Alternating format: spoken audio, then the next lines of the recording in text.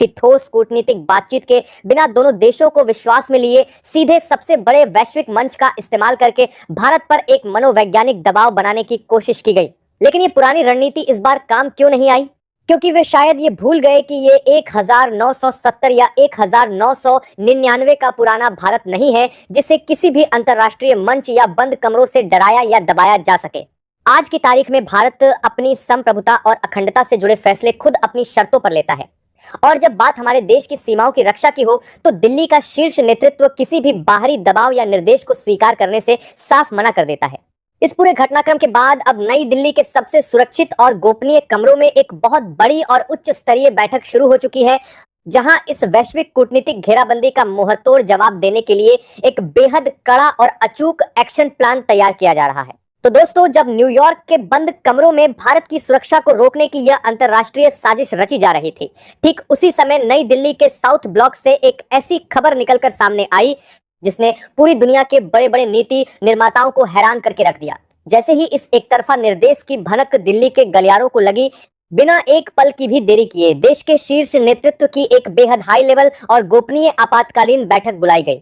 इस बैठक की गंभीरता और इसके महत्व का अंदाजा आप इसी बात से लगा सकते हैं कि इसमें देश के गृह मंत्री अमित शाह, राष्ट्रीय सुरक्षा सलाहकार अजीत डोभाल, विदेश मंत्री एस जयशंकर और रक्षा मंत्री राजनाथ सिंह हैं जैसे देश के सबसे बड़े रणनीतिकार एक साथ एक ही टेबल पर मौजूद थे।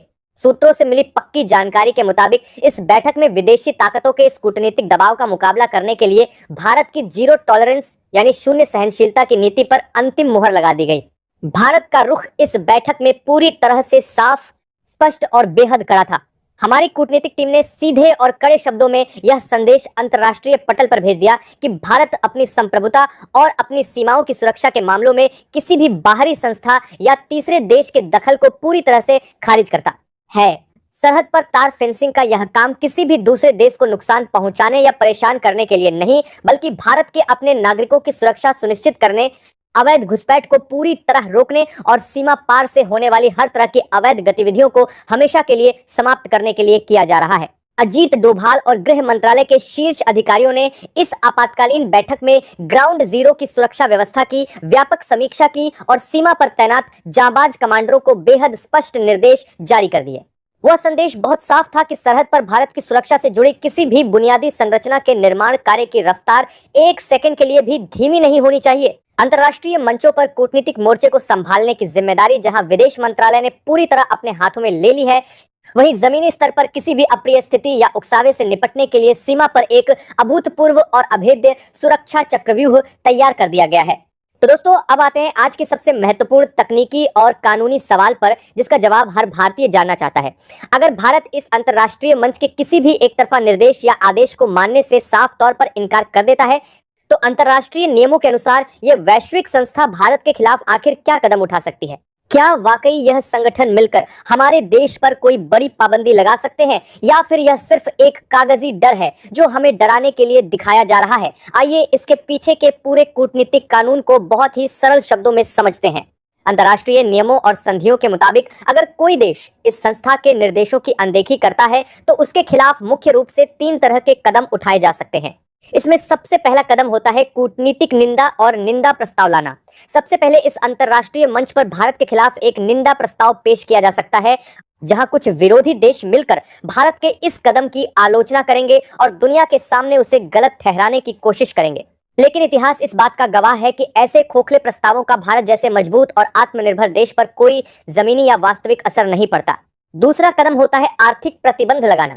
सैद्धांतिक रूप से नियमों के उल्लंघन पर किसी भी देश पर व्यापारिक या आर्थिक पाबंदियां लगाने की सिफारिश की जा सकती है। लेकिन आज का नया भारत दुनिया की 5वीं सबसे बड़ी अर्थव्यवस्था है। वैश्विक बाजार, बड़े बड़े उद्योग और पूरी दुनिया की सप्लाई चेन इस कदर भारत पर निर्भर हो चुकी है कि कोई भी बड़ा या विकसित देश खुद का भारी आर्थिक नुकसान कराकर भारत पर किसी भी तरह की आर्थिक पाबंदी लगाने का जोखिम सपने में भी नहीं उठाएगा।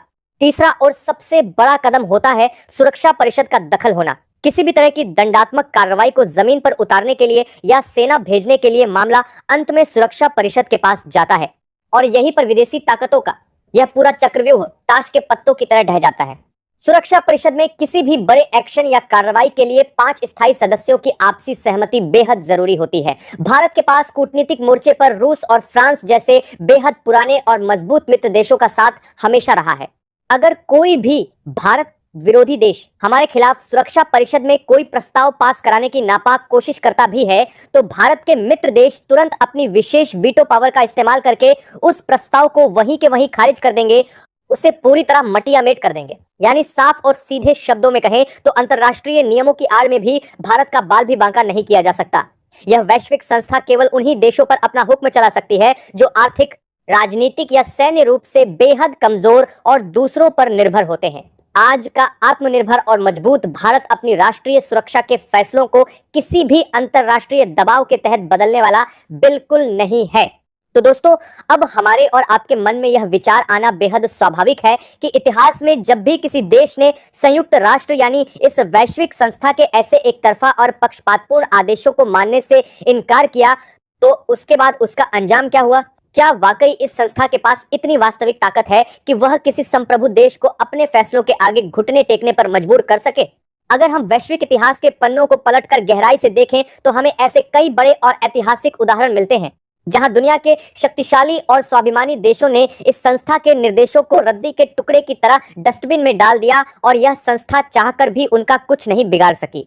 इसका पहला और सबसे बड़ा उदाहरण खुद अमेरिका है। खुद को वैश्विक शांति का मसीहा और ठेकेदार कहने वाले अमेरिका ने कई बार इस अंतर्राष्ट्रीय मंच के फैसलों को ठेंगा दिखाया है। जब इस संस्था ने साल 2003 में इराक पर सैन्य कार्रवाई की अनुमति देने से साफ मना कर दिया था, तब अमेरिका ने इसके किसी भी निर्देश की रत्ती भर भी परवाह न करते हुए अपने दम पर आगे बढ़कर इराक पर हमला कर दिया था। उस समय यह वैश्विक संस्था मूकदर्शक बनकर तमाशा देखती रह गई थी, क्योंकि वह बहुत अच्छे से जानती थी कि वाशिंगटन पर कोई भी पाबंदी लगाना या उसे रोकना उसके बस की बात नहीं है। इसका दूसरा सबसे बड़ा उदाहरण इजराइल है। मध्य पूर्व के इस छोटे से लेकिन बेहद शक्तिशाली देश के खिलाफ इस अंतर्राष्ट्रीय मंच पर अब तक दर्जनों निंदा प्रस्ताव पास किए जा चुके हैं, लेकिन अपनी सरहद की सुरक्षा और अपने नागरिकों की संप्रभुता के मामले में जब भी इस संस्था ने इजराइल को रोकने या डराने की कोशिश की, उसने हर बार इन कागजी प्रस्तावों को सिरे से खारिज कर दिया। इजराइल ने दुनिया को साफ कर दिया कि उसके नागरिकों की सुरक्षा किसी भी अंतर्राष्ट्रीय कागजी दस्तावेज या भाषण से कहीं ज्यादा महत्वपूर्ण है, और यही वजह है कि आज तक यह संस्था इजराइल का कुछ नहीं बिगाड़ सकी। इसका तीसरा बड़ा उदाहरण चीन और रूस है। दक्षिण चीन सागर के विवाद को लेकर जब अंतर्राष्ट्रीय ट्रिब्यूनल ने चीन के खिलाफ एक बहुत बड़ा फैसला सुनाया था, तो बीजिंग ने उस फैसले को मानने से साफ इनकार कर दिया था और उसे महज एक रद्दी कागज बताया था। ठीक इसी तरह जब भी रूस के खिलाफ इस मंच पर कोई भी देश प्रस्ताव लाने की कोशिश करता है, तो रूस अपनी विशेष वीटो शक्ति का इस्तेमाल करके उसे वहीं मटियामेट कर देता है। इन सभी ऐतिहासिक और अकाट्य उदाहरणों से एक बात पूरी तरह साफ हो जाती है कि यह अंतर्राष्ट्रीय संस्था केवल और केवल उन्हीं देशों पर अपना दबाव बना पाती है जो आर्थिक या सैन्य रूप से कमजोर होते हैं। लेकिन जब बात भारत जैसे परमाणु संपन्न दुनिया की 5वीं सबसे बड़ी अर्थव्यवस्था और एक बेहद पराक्रमी व आधुनिक सैन्य शक्ति की आती है, तो यहाँ आकर इस संस्था के सारे कूटनीतिक नियम धरे के धरे रह जाते हैं। भारत का गौरवशाली इतिहास भी यही रहा है कि हमने हमेशा वैश्विक शांति, भाईचारे और नियमों का दिल से सम्मान किया है। लेकिन जब बात हमारे देश की सीमाओं की सुरक्षा की आएगी, जब हमारी तार फेंसिंग को रोकने की अंतर्राष्ट्रीय साजिशें रची जाएंगी, तो नई दिल्ली बिना किसी हिचकिचाहट के इन पक्षपातपूर्ण और भेदभाव से भरे निर्देशों को दरकिनार कर देगी। भारत ने पूरी दुनिया को यह साफ और कड़ा संदेश दे दिया है कि अपनी सीमा को पूरी तरह सील करना हमारा संप्रभु अधिकार है, और इस बेहद जरूरी काम को पूरा करने के लिए हमें किसी भी विदेशी संस्था या देश से कोई सर्टिफिकेट लेने की जरूरत बिल्कुल नहीं है। तो दोस्तों, इन सारे ऐतिहासिक सबूतों और ग्राउंड जीरो की जमीनी हकीकत को देखने के बाद अब पूरी दुनिया के सामने यह बात शीशे की तरह साफ हो चुकी है कि आज का नया भारत किसी भी बाहरी दबाव, धमकी या कूटनीतिक चाल में आकर अपनी राष्ट्रीय सुरक्षा से रत्ती भर भी समझौता नहीं करने वाला है।